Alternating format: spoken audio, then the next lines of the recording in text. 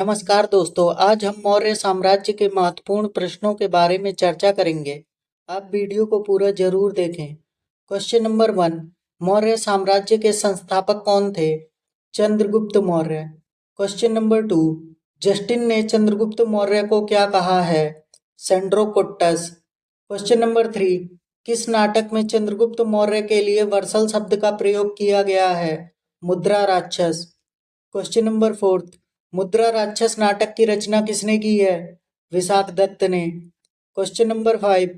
मुद्रा राक्षस नाटक में किसका वर्णन है? चंद्रगुप्त मौर्य का। Question number 6। घनानंद को हराने में चंद्रगुप्त की मदद किसने की थी? चाणक्य ने, जिन्हें कौटिल्य और विष्णुगुप्त भी कहते हैं। Question number 7। अर्थशास्त्र पुस्तक के रचयिता कौन है? चाणक्य। Question number 8। अर्थशास्त्र पुस्तक का संबंध किससे है? राजनीति से। Question number 9। चंद्रगुप्त मौर्य मगध के राजा कब बने थे? 322 ईसा पूर्व में। Question number 10। चंद्रगुप्त मौर्य की माता का क्या नाम था? मूरा देवी, जिन्हें धर्मा देवी कहते थे। Question number 11। चंद्रगुप्त मौर्य किस धर्म के अनुयायी थे? जैन धर्म। Question number 12। चंद्रगुप्त मौर्य ने अपना अंतिम समय किस स्थान पर बिताया था? श्रावण बेलगोला, कर्नाटक में। Question number 13। चंद्रगुप्त मौर्य ने सेल्यूकस निकेटर को कब हराया था? 305 ईसा पूर्व में। Question number 14। Megasthenes Chandragupta Maurya के दरबार में रहता था, वह किसका राजदूत था? सेल्यूकस निकेटर का। Question number 15। इंडिका पुस्तक के रचयिता कौन है? Megasthenes. Question number 16। Chandragupta Maurya और सेल्यूकस निकेटर के बीच हुए युद्ध का वर्णन किसने किया है? एपियान्स ने। Question number 17। प्लूटार्क के अनुसार चंद्रगुप्त मौर्य ने सेल्यूकस निकेटर को कितने हाथी उपहार में दिए थे? 500 हाथी। Question number 18। चंद्रगुप्त मौर्य की मृत्यु कब हुई थी? 298 ईसा पूर्व में। Question number 19। चंद्रगुप्त मौर्य की मृत्यु के बाद कौन राजा बना था? बिंदुसार। Question number 20। बिंदुसार मगध के राजा कब बने थे? 298 ईसा पूर्व में। Question number 21। बिंदुसार को और किस नाम से जाना जाता था? अमित्रघात, अर्थात शत्रु का विनाशक। Question number 22। बिंदुसार किस संप्रदाय का अनुयायी था? आजीवक संप्रदाय। Question number 23। वायु पुराण में बिंदुसार को क्या कहा गया है? भद्रशार। Question number 24। जैन धर्म में बिंदुसार को क्या कहा गया है? सिंहसेन। Question number 25। बिंदुसार के शासनकाल में तक्षशिला में कितने विद्रोह का वर्णन है? 2। Question number 26। तक्षशिला में हुए 2 विद्रोह को दबाने के लिए बिंदुसार ने किसे भेजा था? पहले सुसीम को, बाद में अशोक को। Question number 27। बौद्ध धर्म के विद्वान तारानाथ ने बिंदुसार को कितने राज्यों का विजेता बताया था? 16 राज्यों का। Question number 28। बिंदुसार के बाद मगध के महान राजा कौन बने? अशोक। Question number 29। अशोक मगध के राजा कब बने थे? 269 ईसा पूर्व। Question number 30। राजा बनने से पहले अशोक कहाँ के राज्यपाल थे? अवंती राष्ट्र के। Question number 31। मास्की एवं गुर्जरा अभिलेख में अशोक का नाम क्या मिलता है? अशोक। Question number 32। पुराणों में अशोक को क्या कहा गया है? अशोक वर्धन। Question number 33। अशोक के राजा बनने के 8 वर्ष के बाद 261 ईसा पूर्व किस राज्य पर आक्रमण किया था? कलिंग राज्य पर। Question number 34।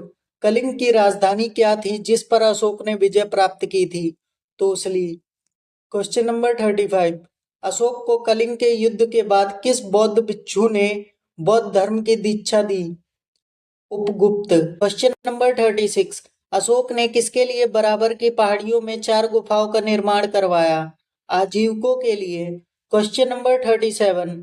अशोक द्वारा बराबर की पहाड़ियों में निर्मित 4 गुफा कौन सी हैं? सुदामा, चोपार, कर्ज और विश्व।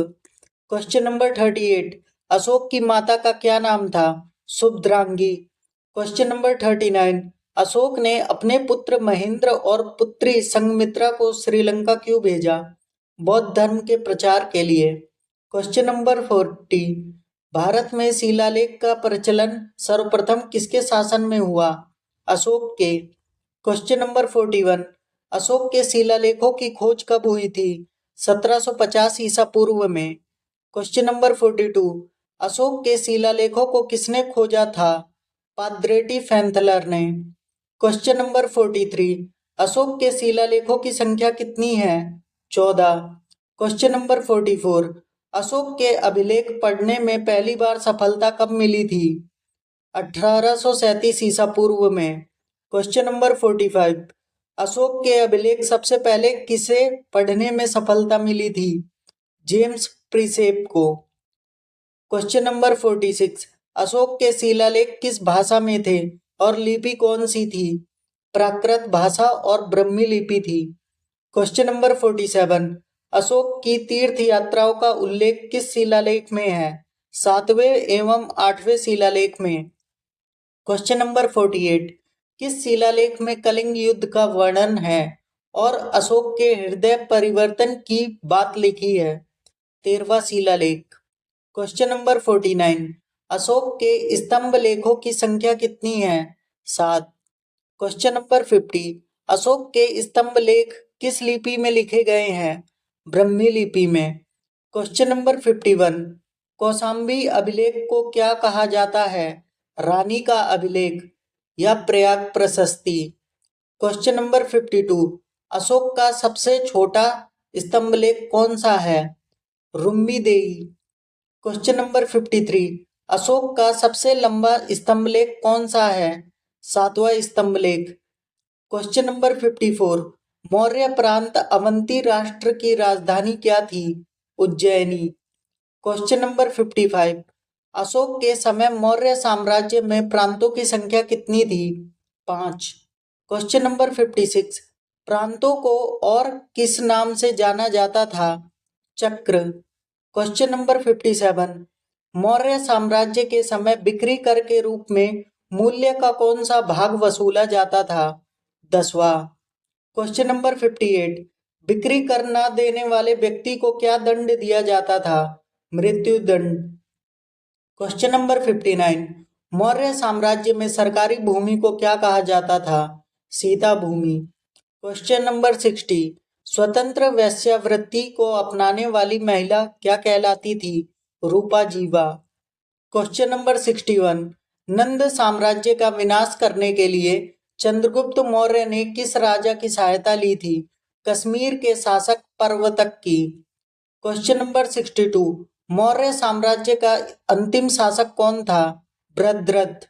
क्वेश्चन नंबर 63, भद्रथ की हत्या किसने की थी? पुष्यमित्र शुंग ने। क्वेश्चन नंबर 64, पुष्यमित्र शुंग कौन था? भद्रथ का सेनापति। क्वेश्चन नंबर 65, भद्रथ की हत्या कब की गई थी? 185 ईसा पूर्व में। क्वेश्चन नंबर 66, मगध पर भद्रथ की हत्या करने के बाद किसने शुंग साम्राज्य की स्थापना की? पुष्यमित्र शुंग ने। क्वेश्चन नंबर 67, शुंग साम्राज्य की स्थापना कब की गई? 185 ईसा पूर्व में। क्वेश्चन नंबर 68, चंद्रगुप्त मौर्य का प्रधानमंत्री और गुरु कौन था? चाणक्य। क्वेश्चन नंबर 69, डायमेकस किसके शासनकाल में भारत आया था? बिंदुसार के। क्वेश्चन नंबर 70, मौर्य साम्राज्य की राजधानी क्या थी? पाटलिपुत्र। अगर आपको जानकारी अच्छी लगी हो तो वीडियो को लाइक और चैनल को सब्सक्राइब जरूर करें। आपको ऐसी और अमेजिंग जानकारी इस चैनल पर मिलती रहेगी। धन्यवाद।